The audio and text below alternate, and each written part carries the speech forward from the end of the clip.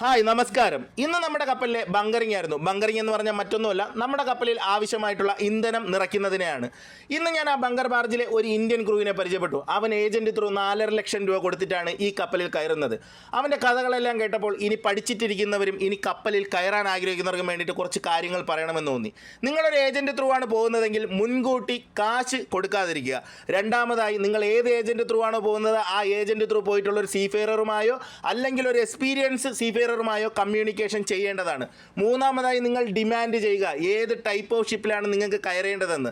നാലാമതായി, നിങ്ങൾ കയറുന്ന കമ്പനിയിൽ കണ്ടിന്യൂസ് ആയി ജോബ് ലഭിക്കുമോ എന്ന് നിങ്ങൾ ഏജന്റിനോട് ചോദിക്കണം. കാരണം ഒരുപാട് സീഫെയറർ ഒരു സെയിലിംഗ് എക്സ്പീരിയൻസ് കഴിഞ്ഞ് വാച്ച് കീപ്പിംഗ് എടുത്തതിന് ശേഷം ജോലി കിട്ടാതെ അലയുന്ന ഒരുപാട് കൂട്ടുകാരെ എനിക്കറിയാം.